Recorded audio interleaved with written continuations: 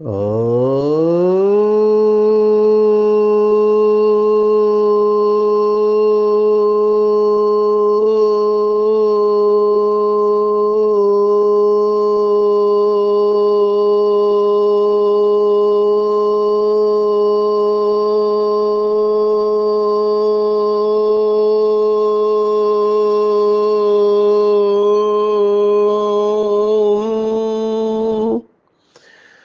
शांति। आज 30 सितंबर 2024 भारत में सोमवार है। Today is 30th September 2024 and it's Monday in Bharat. आज की मुरली का जादुई रहस्य स्वयं को प्रेरणा देने के लिए Magical secrets of today's Murli for motivating the self। इस समय हम छत्तीसगढ़ के दुर्ग जिले में हैं और 30 तारीख की मुरली हम 28 को ही शनिवार को ही रिकॉर्ड कर रहे हैं, क्योंकि प्रोग्राम में समय नहीं मिलेगा। बहुत बड़े बड़े प्रोग्राम बाबा के हो रहे हैं और हर स्थान पर बाबा के बच्चों से मिलना होता है, तो हर एक की विशेषता देखकर खुशी होती है। तपस्वी आत्माएं, नंबरवार बाबा के बच्चे सभी स्थानों पर है। इतना बड़ा भवन यहाँ पर बना है। मैं उसका हिस्ट्री सुन रहा था। कमाल है बाबा का और बाबा के बच्चों का। कहाँ कोने कोने में बाबा के बच्चे बैठे हुए हैं। इसलिए मुझे लगता है ये सब अनुभव लिखे जाने चाहिए, लेकिन वो लिखने के लिए भी लोगों के लिए टाइम नहीं है। इतना बड़ा भवन कैसे ये बना लेते हैं, समझ के बाहर है।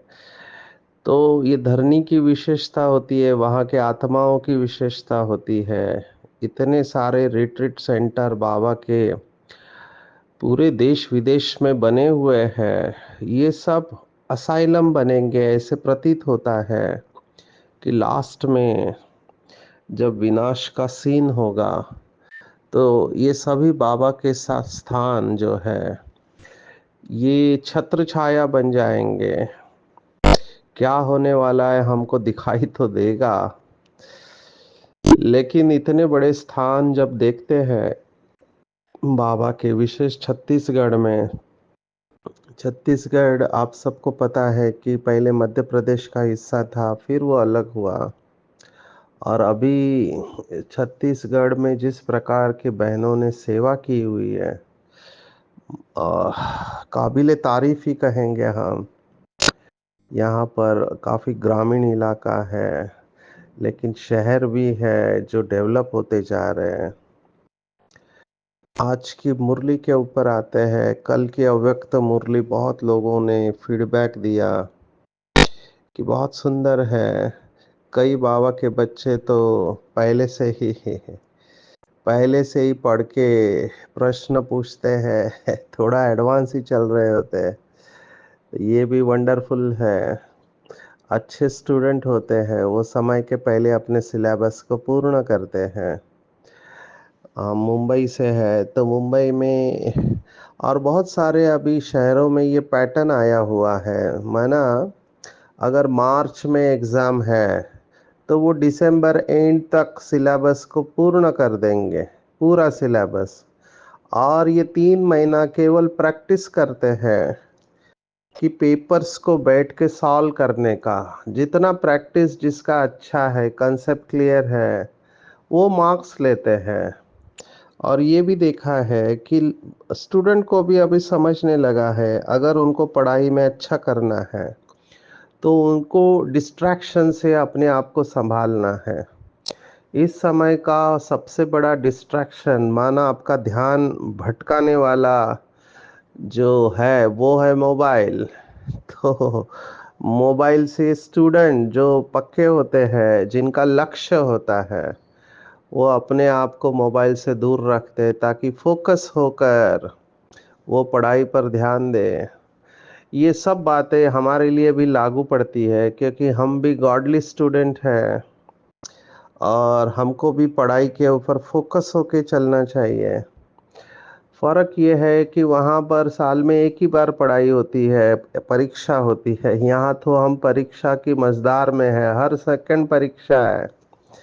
जीवन है तो हर सेकंड है, तो हर सेकंड हमको अटेंशन रखना है क्योंकि जैसे युद्ध के मैदान में दुश्मन जो होते हैं वो चारों तरफ से वार कर रहे होते हैं, तो आपको बहुत चौकन्ना रहना होता है, सावध रहना होता है क्योंकि जैसे वो रास्ते के ऊपर स्लोगन लिखते हैं कि सावधानी हटी और दुर्घटना घटी। यहाँ पर भी ऐसा है कि माया माया का एक ही काम है कि शिव बाबा के बच्चों का हराना। बस उसका एक ही लक्ष्य है जीवन का कि जितने ज्यादा योद्धों को मैं मार सकता हूँ उतना मार गिराऊं। ये महाभारत का युद्ध स्थल है। तो एक तरफ माया है और एक तरफ शिव बाबा के बच्चे हैं। तो माया हर कोशिश करती है और बाबा ने हमको माया के सभी तौर तरीके, उस्ताद है बाबा, तो बच्चों को सब तौर तरीके सिखाता है कि कैसे आपको कहाँ से बाण आ सकता है, कैसे माया वार करेगी, कहाँ से पकड़ेगी, ये सब बाबा ने बता दिया है। तो अच्छे स्टूडेंट है वो मुरलियों का स्टडी करेंगे, उसके ऊपर मनन चिंतन करके अपनी शक्ति को बढ़ाएंगे। और जैसे आज बाबा ने कहा कि अपना टाइम पर चिंतन में वेस्ट मत करो और अपनी घोट तो नशा चढ़े, आज 3 डोज है, और अपनी बैटरी चार्ज करने का ख्याल रखो। ये तीनों ही बात है, हम इसी के ऊपर पूरा आधा घंटा जा सकते हैं। कितना सुंदर है, एक तरफ से चार्ज करो, दूसरे तरफ से लीकेज को बंद करो और नशा चढ़ाते रहो। तो ये परफेक्ट सॉल्यूशन है, जिसको समझ में आ गया, जिसका निश्चय पक्का है, वो तुरंत धारण कर लेगा। जैसे मम्मा के बारे में अभी कुछ दिन पहले आया था कि मम्मा बिन कौड़ी खर्च नंबर 1 गए। वो बेचारे भक्ति मार्ग में कितने तीर्थ स्थान करते हैं, अपनी पूरी कमाई तीर्थ स्थान में गवा देते हैं। आजकल तो वो भी नहीं रहा, पहले के जमाने में तो पैदल जाते थे, भावना थी। लेकिन आजकल तो एरोप्लेन से जाते हैं और कार से जाते हैं, और बाबा ने तो कहा कलयुग है तो बहुत गंद पड़ा हुआ है, माना बाबा के शब्द हैं। तो भावना वाले कम होते जा रहे हैं, ऐसे नहीं कि नहीं है, लेकिन परसेंटेज कम है। तो वो बेचारे इतना मेहनत करते हैं, प्राप्ति कुछ नहीं है। बाबा ने एक मुरली में कहा था कि छाछ है, भक्ति में छाछ और ज्ञान में मक्खन है, फर्क है। तो ये सब कहने के पीछे भाव ये है कि भक्ति मार्ग में हम सब ड्रामा प्लान अनुसार भक्ति किया लेकिन मिला कुछ नहीं। अभी बाबा मिला है, बाबा का परिचय मिला है, और भगवान का बनने के बाद भी अगर कोई बाबा का बच्चा अपना टाइम वेस्ट कर रहा है, अंग्रेजी में कुछ लोग कहते हैं, मुझे तो बहुत रहम आता है। कई स्टूडेंट को मैंने किया पूछा तो कहते वी आर किलिंग टाइम। अंग्रेजी में कहते हैं कि we are killing time. Actually देखा जाए तो you cannot kill time but time is killing you.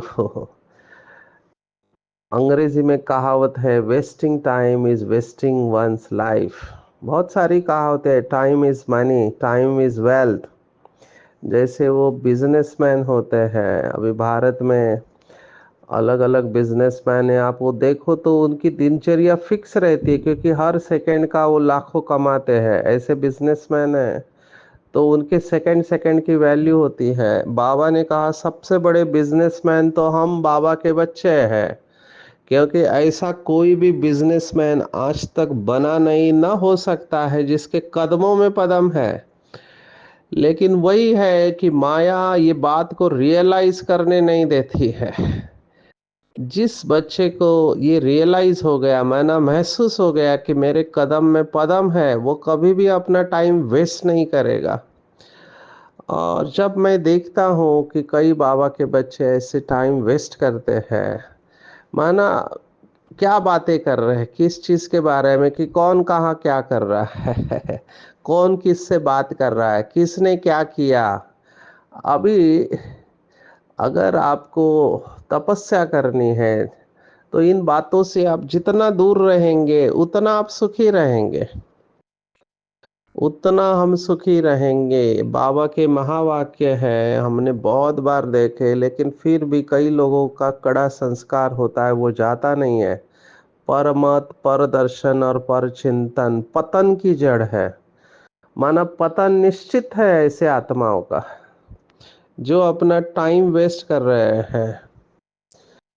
तो समय हम सबको फिक्स है, बाद में कुछ नहीं कर पाएंगे। हमने देखा है, अनुभव किया है, कोविड में क्या हालत हो गई थी, इतना डर भरा हुआ था। हालांकि बाबा के कई बच्चों ने कोविड में कड़ी तपस्या किया, साधना किया, लेकिन कई लोगों में डर भी था, बीमारी था, मृत्यु का डर था।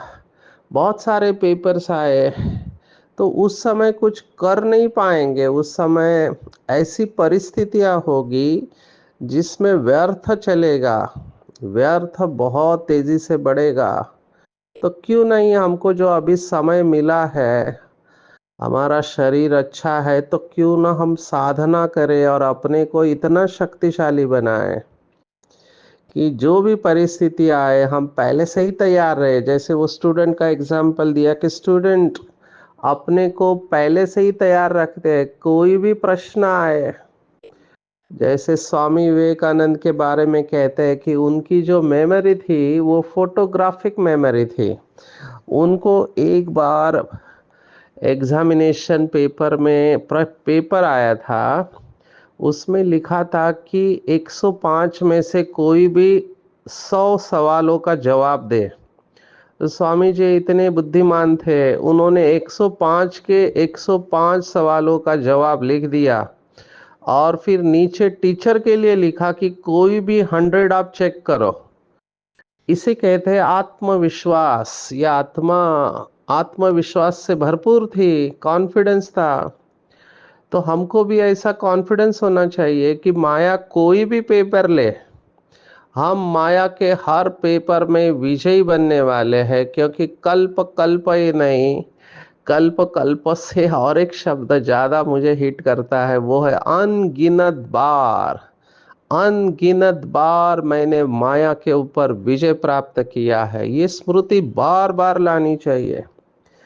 तो एग्जाम हमारा कभी भी माया ले, बाबा के महावाक्य को मैं याद दिलाऊं तो बाबा ने कहा था, माया आपको हार दिलाने के लिए नहीं, लेकिन हार पहनाने के लिए आती है। तो माया भी चूज करेगी। जैसे बड़ी दादी प्रकाशमणि दादी का हमने मैसेज पढ़ा, बाबा ने दिखाया कि प्रकृति के पांचों ही तत्व और माया दोनों ने दादी को हार पहनाया। ये विजय की निशानी है कि प्रकृति जीत और माया जीत आत्मा, ये सिंबॉलिक है। तो हमको भी मम्मा बाबा के समान, दादियों के समान इन सब में विजय प्राप्त करना है, चाहे कुछ भी हो जाए। तो टाइम वेस्ट नहीं करना है, क्योंकि टाइम हमने कल भी मुरली में देखा कि समय का खजाना, संकल्प का खजाना, श्वासों का खजाना, ये इसमें से कोई भी एक गया तो आपका जीवन गया। जैसे अंग्रेजी में कहते हैं कि if you are angry for 1 minute you lose 60 second of happiness. अगर आप 1 मिनट के लिए गुस्सा करते हैं तो आपके जीवन से खुशी के 60 सेकंड चले गए, नुकसान हो गया। ऐसे ही पक्का सौदागर बिजनेसमैन बनना है, बाबा ने तो यहाँ तक हमारा अटेंशन खिंचवाया है कि संगम युग का एक सेकंड अनेक वर्षों के बराबर है, क्योंकि एक सेकंड की बीजरूप अवस्था अनेक जन्मों के पाप कर्मों को भस्म कर सकती है, इतनी पावरफुल है। तो टाइम वेस्ट नहीं करना है, इसको डबल ट्रिपल अंडरलाइन करेंगे। अमृत वेले को ही प्लानिंग करना है। बाबा ने बहुत मुरली में कहा अमृत वेले को प्लानिंग करना है कि मेरी दिनचर्या कैसे होगी। अगर आपको लगता है बीच में आपको खाली टाइम है तो उसको भरने की कोशिश करना। अभी हम फ्रीक्वेंट ट्रैवलर है, बहुत ट्रैवल करते हैं। अभी मैं गोवा, गोवा से पहले मधुबन, उसके पहले चंडीगढ़ पंजाब, अभी मैं छत्तीसगढ़ हूँ। यहाँ से मैं जाऊँगा मुंबई और मुंबई से नेक्स्ट डे फिर वर्धा जाऊँगा, वर्धा से फिर नेक्स्ट पुणे, पुणे से नेक्स्ट अरुणाचल प्रदेश। अभी देखो पुणे से इमीडिएटली नेक्स्ट अरुणाचल प्रदेश है, आसाम है। तो नॉन स्टॉप है, केवल एक दिन का गैप है, वो भी इसलिए कि कपड़े कपड़े धो सके। तो कंटिन्यूअस बिजी रहते, दिमाग में पूरा शेड्यूल पैक है, कहाँ पे क्या बोलना है, कौन से प्रोग्राम है, पूरा शेड्यूल 2-3 महीने का बुद्धि में टाइटल ऑर्गेनाइज है, उसकी तैयारी करनी होती है। तो हमारे पास समय ही नहीं है। बीच में टाइम मिला तो मुरली पढ़ लेते हैं या अभ्यास करते हैं। तो मैंने देखा कि जितना हम अपने आप को इस ईश्वरीय सेवा में बिजी रखते हैं तो व्यर्थ आता ही नहीं, निगेटिव का प्रश्न ही नहीं है।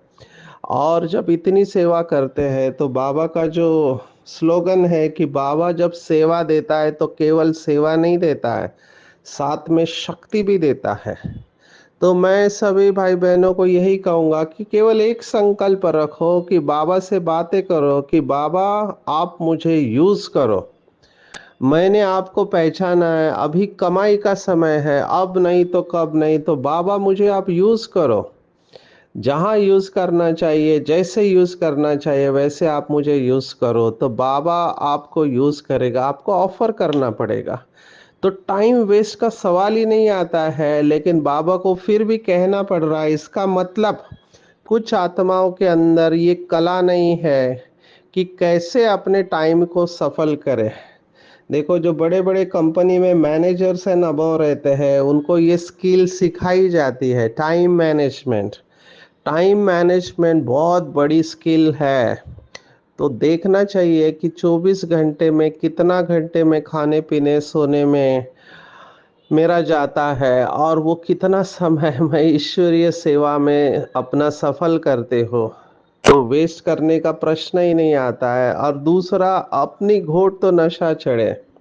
बाबा ने इसके ऊपर कितनी मुरलियां चलाई है कि जितना नशा चढ़ेगा, जितना नशा चढ़ेगा उतना पुरानी दुनिया भूलती जाएगी। जैसे वो लौकिक नशा वाला नशे में मस्त रहता है, उसको किसी की फिक्र नहीं है, वो अपनी नशे में मस्त रहता है। इसलिए इसको मौलाई मस्ती कहा हुआ है।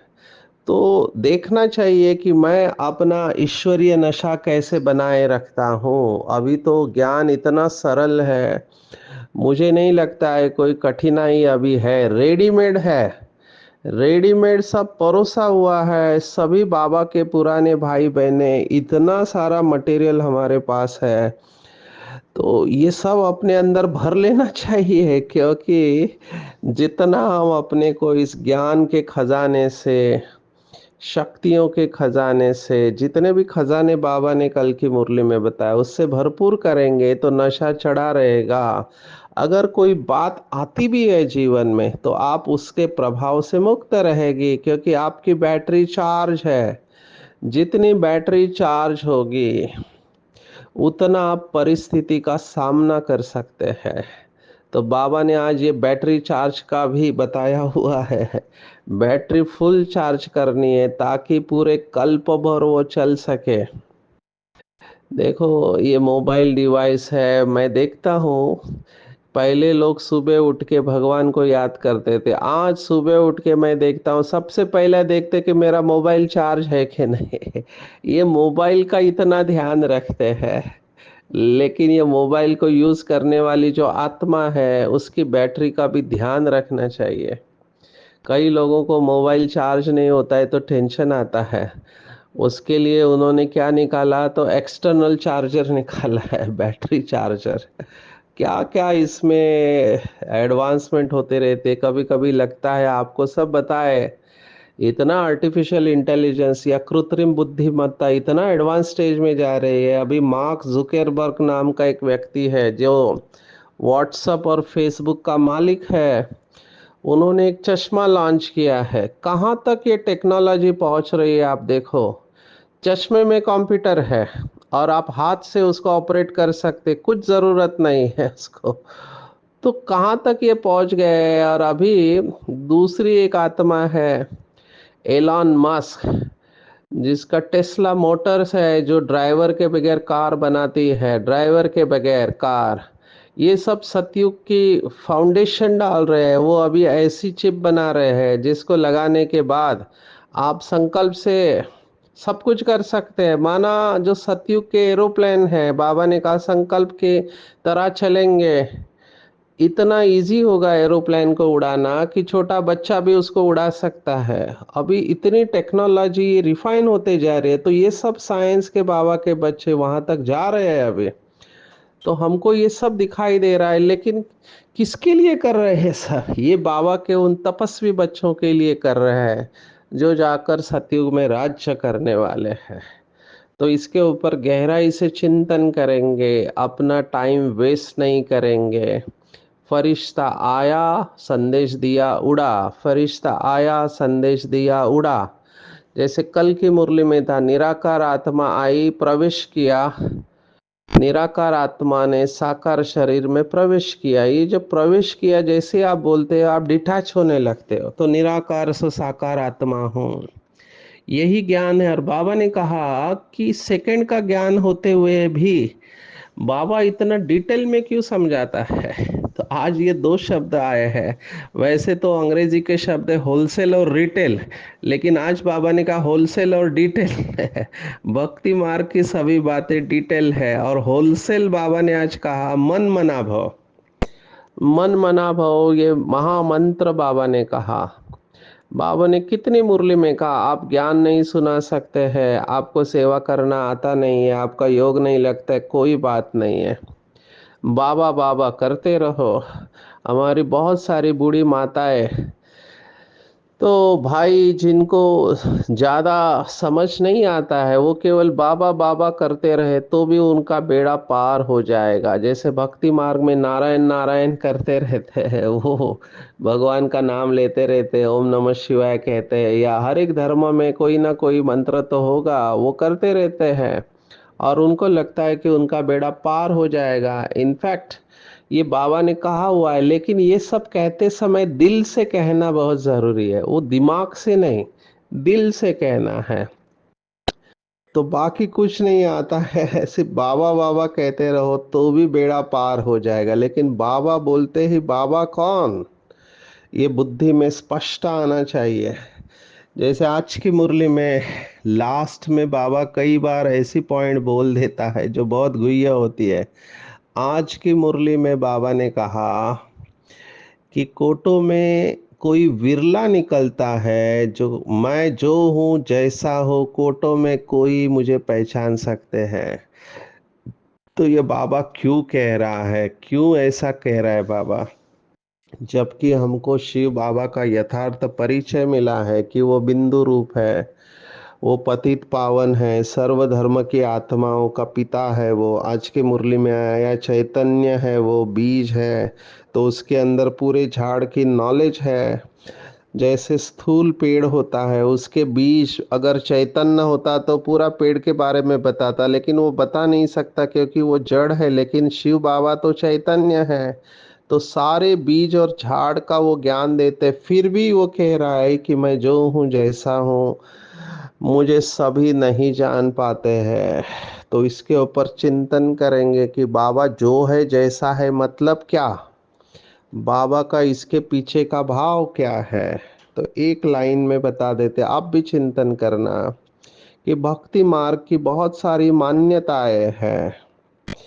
तो जैसे भक्ति मार्ग में मानते हैं कि भगवान मरे हुए को भी जिंदा कर देता है या भगवान बीमारी को ठीक कर देता है, और बाबा कहता है मैं कुछ नहीं करता, ये सब ड्रामा प्लान अनुसार होता है। तो भगवान अंधश्रद्धा को बढ़ाता नहीं है, अंधश्रद्धा इनफैक्ट दूर करता है। आज की पूरी मुरली में भक्ति मार्ग की अलग अलग बातें बताई हुई है कि वो ब्रह्मा विष्णु शंकर को भगवान समझते हैं।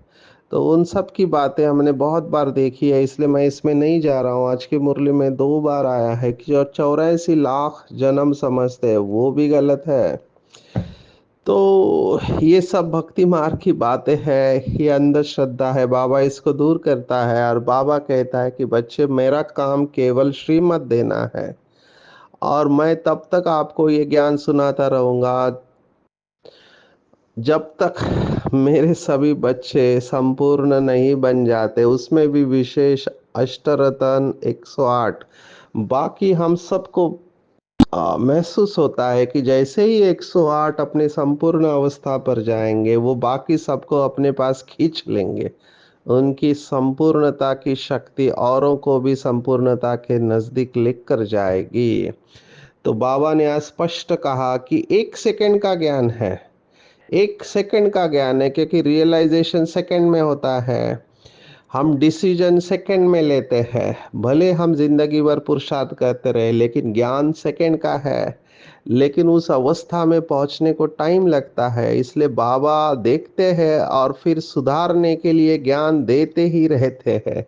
कितनी मुरलियां चली, आप सोचो, साकार मुरलियां 7 साल की, 50 साल की, ये अव्यक्त मुरलियां, कितना खजाना हमारे पास है।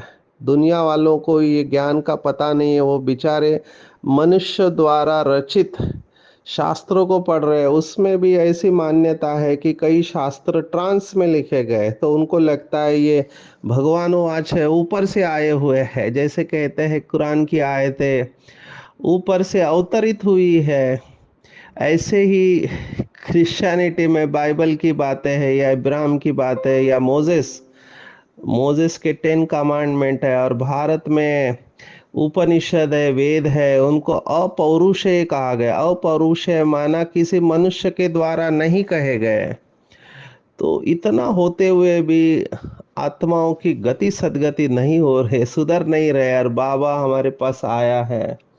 आज बाबा ने 2 बार कहा कि भक्ति मार्ग में परम धाम में याद करते थे। ये भगवत गीता का श्लोक है 16वें अध्याय का, कि मैं परम धाम में रहता हूँ। तो मानते हैं कि वो गोलोक में परम धाम में परमात्मा रहता है, उसको याद करते, लेकिन यथार्थ रूप से वो याद नहीं करते, इसलिए बेनिफिट नहीं है। सबसे जास्ती पूजा श्री कृष्ण की करते हैं, क्योंकि वो नेक्स्ट गॉड है। विशेष जो है, मैं आज के वरदान के ऊपर आऊंगा। बहुत जरूरी है कि किसी देहदारी से प्रभावित होना, बाबा ने इसको विकर्म कहा हुआ है। किसकी विशेषता को देखते, गुणों को व सेवा को देखते, दाता को नहीं भूलो। अगर किसी देहदारी की तरफ या वैभव की तरफ, साधनों की तरफ आपका बार बार संकल्प जाता है, तो बाबा ने इसे भी माया की आकर्षण कहा है। किसी का गुण हमको बहुत अच्छा लगता है, अभी देखो लौकिक में किसी रूप के ऊपर फिदा हो जाते हैं, वो नाम रूप की बीमारी, और फिर भले नाम रूप नहीं लेकिन गुणों के ऊपर फिदा हो जाते हैं। कहते इनका ही क्लास अच्छा लगता है, इनकी बातें अच्छी लगती है। तो बाबा ने पूछा एक मुरली में, फिर मैं कहाँ गया, मुझे परम धाम निवासी बना दिया। ये लगाव का सूक्ष्म रूप है, और ये सबसे बड़ी माया इस समय है। पीछे आने वाले भाई बहने डबल ट्रिपल अंडरलाइन करेंगे कि किसी देहदारी से प्रभावित नहीं होना है हमको, क्योंकि देहदारी से अगर हमको कुछ मिला भी तो मिलेगा बाबा का दिया हुआ ही मिलेगा तो लेना है तो डायरेक्ट लेना है। जन्म जन्मांतर हमने यही किया कि गुरुओं में फंसे रहे, वाया वाया लेते रहे। अभी डायरेक्ट शिव बाबा से लेना है, किसी देहदारी से प्रभावित नहीं होना है। ऐसे रूहानी सोशल वर्कर बनना है जो ऐसे भटकती हुई आत्मा है उनको ठिकाना दे दे, ये हमारा परम कर्तव्य है। तो ऐसे सर्व लगाव से मुक्त रहने वाले आकर्षण मुक्त बन सकते हैं। तो आज के पूरी बुरली में टेक होम, अगर आप मुझे कहो तो डोंट वेस्ट योर टाइम, अपना समय वेस्ट नहीं करना है, किसी भी बात के चिंतन में गवाना नहीं है, अपनी मस्ती में रहना है। अपनी घोट तो नशा चढ़े, जैसे वो हद के नशे वाले जो अट्टल नशे वाले रहते, अपने पास नशे का सामान हर वक्त रखते, तो क्यों ना हम सामान का नशा हर वक्त करते रहे। जैसे ही लगा मेरा नशा कम हो रहा है, तुरंत सामान का अभ्यास करके अपने को नशे की स्थिति में लेकर जाए। अंत काल में एक शिव बाबा के अलावा और कोई भी याद न आए, इसका पुरुषार्थ करना है। हाईएस्ट युक्ति को सामने रखते हुए पुरुषार्थ करना है कि मैं आत्मा हूँ, और दाता की देन को नहीं भूलना है। किसी भी देहधारी के गुण के ऊपर, विशेषता के ऊपर प्रभावित नहीं होना है, तभी आकर्षण मुक्त बन सकेंगे। और बाबा जो सुधारने के लिए ज्ञान देते हैं, उसको बार बार रिवाइज करके रियलाइज करना है, अपनी बैटरी को चार्ज करना है, और रूहानी सोशल वर्कर बन के भटकती हुई आत्मा को ठिकाना देना है। अच्छा, ओम शांति।